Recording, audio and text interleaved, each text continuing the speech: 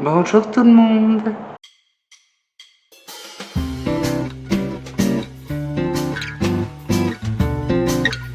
J'avais envie de parler un petit peu de nos rendez-vous psychanalyse, plus particulièrement euh, pour vous dire que là ça fait un an depuis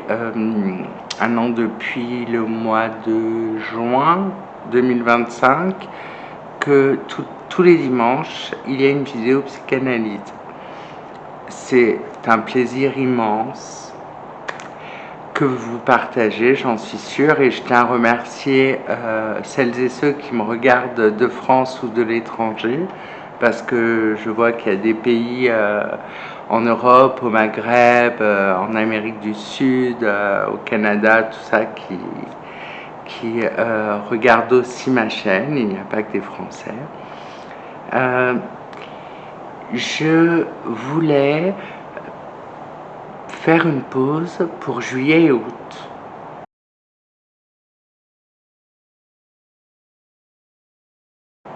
J'avais envie de reposer mon esprit parce qu'il faut savoir que la psychanalyse demande beaucoup de lecture, beaucoup d'introspection, beaucoup de réflexion. On n'improvise pas une vidéo psychanalyse comme ça, je prends pas un thème et je dis c'est parti, je vais me lâcher sur le sujet. C'est pas des sujets de société la psychanalyse, c'est vraiment ça se rapprocherait plus de la philosophie, donc effectivement parler comme ça sans savoir, je ne pourrais pas. Donc je voulais reposer mes neurones pour nos rendez-vous psychanalyse pendant les mois d'été. En revanche, les rendez-vous maquillage du lundi et du jeudi sont maintenus. Évidemment, ça ne me demande pas un travail mental ou réflexif ardent, pour ne pas dire ardu. Là, je galère sur un livre de Lacan, j'en peux plus. En fait, ce qui est intéressant pour moi lorsque je fais mes rendez-vous psychanalyse, c'est que le dimanche, quand vous regardez la vidéo, j'essaye de terminer, alors pas toujours, mais j'essaye d'induire ou de terminer par une question, c'est-à-dire qu'est-ce que vous en pensez, d'éveiller chez vous une réaction, qu'elle soit postée en commentaire ou pas, hein. Vous pouvez très bien réfléchir chez vous sans réagir, mais en tout cas, ça c'est important pour moi que ce ne soit pas que je vous fais un cours, parce que il est hors de question que je fasse des cours. Sinon, je vais dans une école, dans une fac, dans un... Voilà, c'est pas le but, même si j'essaye d'être pédagogue, évidemment, de m'adresser au public le plus large possible. J'ai besoin de vous capter afin que vous, ça fasse son travail, ça vous fasse réfléchir. Et souvent, j'ai, par quelques retours que j'ai sur Instagram, sur YouTube, beaucoup moins sur TikTok, j'ai vraiment la sensation qu'il y a une réflexion qui va s'entamer de votre côté, et ça me touche parce que c'est le but en fait. Le but c'est pas simplement d'étaler ma science, vous voyez ce que je veux dire? Vous dire voilà, j'ai rencontré un schizophrène, ceci, cela. Non, j'aimerais que toutes les choses de l'esprit, du psychisme, éveillent chez vous quelque chose de l'ordre du... Vous savez, comme le petit pousset, ça laisse des petits cailloux, ça marque un petit chemin qui peut-être vous emmènera, alors pas chez un psy, vous n'en avez peut-être pas les moyens, vous n'en avez peut-être pas l'envie, vous n'en avez peut-être pas le goût, tout simplement. Il y a peut-être des gens qui regardent les vidéos en se disant malgré tout que tout ça, la psycho, la psycha et compagnie, c'est du charlatanisme. C'est pas grave, mais au moins d'entendre ce que, à la fois ce que moi j'ai à en dire, ce que les grands penseurs, les fondateurs de la psychanalyse ont à en dire, ça me semble capital quand on choisit de démarrer une de mes vidéos psychanalytique, non, quand on choisit de démarrer une de mes vidéos du dimanche. Je ne veux pas j'ai tendance à penser quand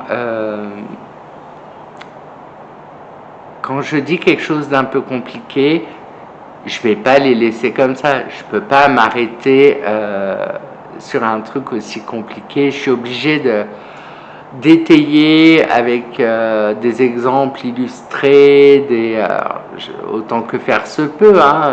Je trouve les exemples les meilleurs, j'en suis pas sûr, mais quand ce sont des exemples que j'invente, c'est souvent pas les meilleurs. Quand ce sont des exemples vécus ou des exemples dont j'ai eu connaissance, là, ça me permet de vous illustrer, de vous donner peut-être plus matière à grignoter, à venir manger et à mieux comprendre de quoi il retourne en psychanalyse. En tout cas, je suis très contente que cette chaîne comporte 3 rendez-vous par semaine, dont un qui est dédié à la psychanalyse. Alors, il y avait une chaîne YouTube, la femme qui l'animait, a arrêté. Cette chaîne s'appelait Mardi Noir. Enfin, s'appelle, parce que vous pouvez toujours aller voir les vidéos. Elle parlait que de psychanalyse, mais assez souvent, elle essayait de se maquiller en même temps. Elle se faisait des trucs rapides et tout.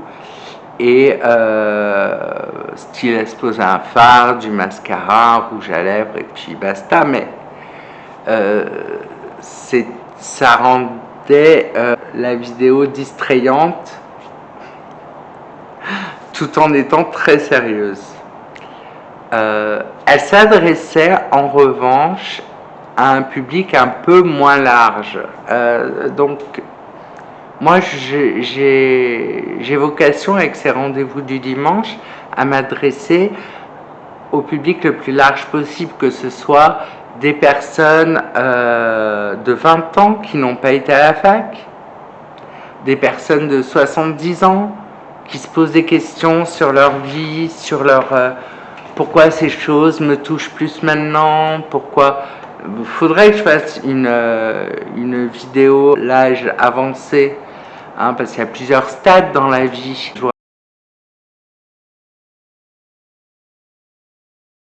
rappelle les stades de l'enfant avec 5... et voici, je suis reparti. Je peux plus. Je peux pas m'en empêcher. Bon, les 5 zones éroto. A few moments later. Les 5 zones érotogènes. En fait, on commence avec, nous avons en premier la mame. Donc la mame, la maman, mais en fait la mame, Lacan, c'est un terme médical pour désigner le téton, le mamelon, hein, évidemment. Deuxième zone érotogène, nous avons ce qu'il appelle les cibales, donc l'anus et ce qui en sort. Nous avons le phallus, donc le sexe masculin, le pénis, présent ou pas, hein, c'est-à-dire présent chez le garçon, absent chez la fille. Ça va définir d'ailleurs certaines choses. Nous avons en quatrième position l'oreille et en cinquième position la bouche. Vous savez que toutes ces zones que je décris sont des zones qu'on appelle nous érogènes, nous tous érogènes, mais alors on va, au lieu de dire la bouche, on va dire les lèvres, au lieu de dire l'oreille, on va dire le lobe, oui, bon.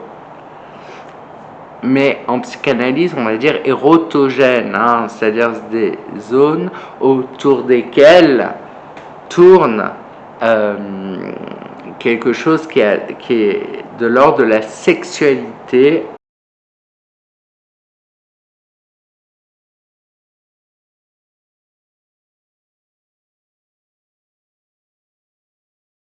En formation, et à savoir que l'inconscient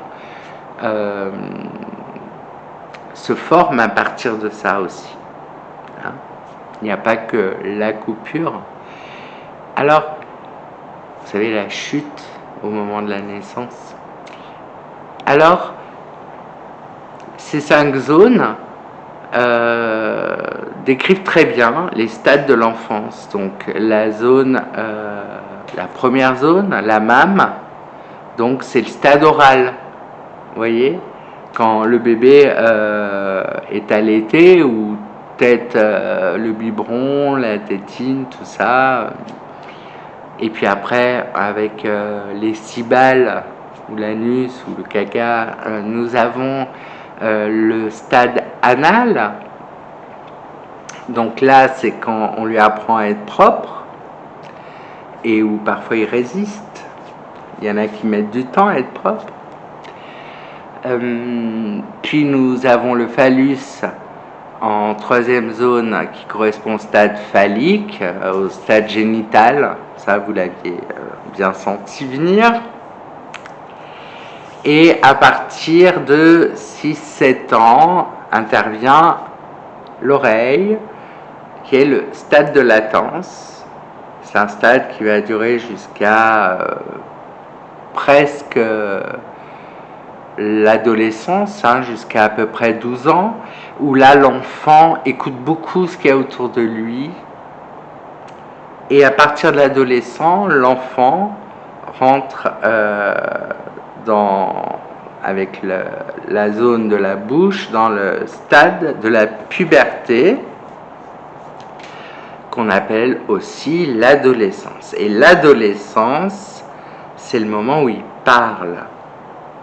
C'est le moment où il a la possibilité de remettre en question ses parents, de remettre en question sa vie aussi. C'est pour ça qu'on a beaucoup de suicides d'adolescents, parce que c'est un moment où, quand l'adolescent n'arrive pas à s'exprimer, ce qui est intériorisé ne sait pas le gérer du tout.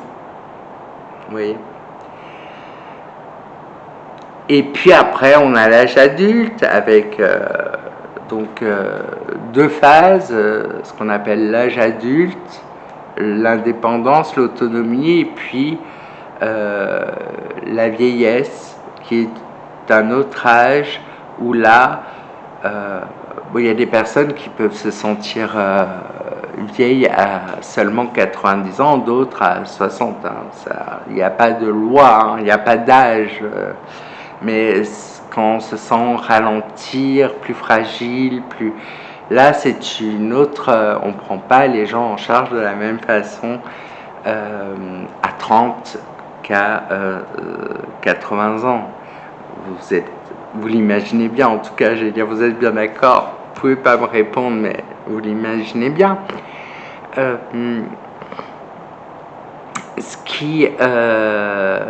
Donc oui, ce serait intéressant que je fasse une vidéo sur la prise en charge des personnes qui ont une grande partie de leur vie derrière eux et qui se sentent fragilisées,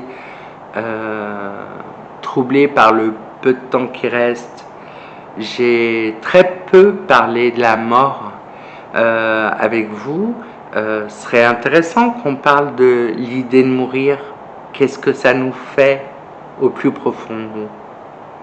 Est-ce que c'est ça qu'on... Est-ce que c'est ça qu'on veut vraiment?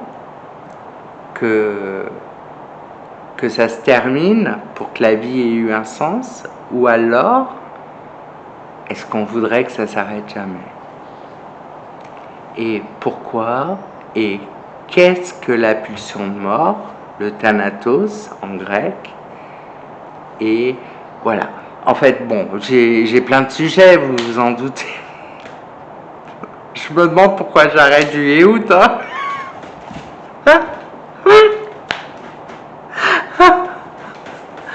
Ouais. Oui, je pourrais continuer. Mais non, il faut aussi que je me repose et que donc ça me fera une vidéo par semaine en moins. Ça va me permettre de pouvoir avoir plus de temps pour moi. En plus, j'ai un petit projet qui n'est pas moindre. J'aimerais déménager avant octobre, on va dire. Donc voilà, déménager dans la même ville, hein, mais donc ça me permettrait de... Voilà. Et peut-être moins filmer les vidéos psychanalyse en avance. C'est-à-dire, j'ai l'habitude, elles sont filmées 3 semaines, un mois avant. Là, par exemple, c'est filmé une semaine avant sa sortie. C'est très proche. Pour moi, hein, c'est très proche parce qu'il faut que je monte derrière. Et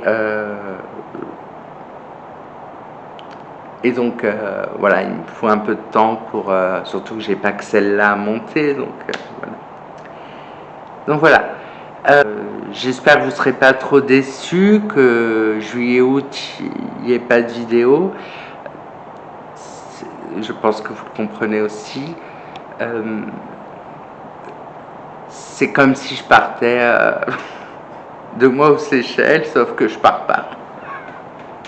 Mais que vous me verrez quand même, si vous voulez me voir, dans les vidéos maquillage du lundi et du jeudi, toujours à 14h. C'est toujours la même heure de toute façon. Et dès le mois de septembre, ça reprend le dimanche pour la psychanalyse. Voilà. Écoutez, j'ai assez tourné autour du pot et j'ai assez blablaté, j'ai assez palabré et je vous laisse. Je vous souhaite de passer de bonnes vacances psychiques, de bien vous porter, de bien aller, de surtout prendre soin de vos émotions, être très proche de vos émotions, les écouter et surtout essayez de ne pas trop vous juger. Dans un premier temps, ça ne sert à rien, si ce n'est à vous culpabiliser. Essayez de ne pas trop vous juger, essayez d'être clément avec vous-même. Parfois, on a des réactions à l'emporte-pièce et il suffit parfois de s'excuser auprès de la personne ou, quand c'est vis-à-vis de soi, ou de se dire il doit bien y avoir une raison, hein. Et je vais terminer sur cette phrase de Freud: il n'y a pas de hasard psychique. Voilà. Je vous embrasse. À bientôt.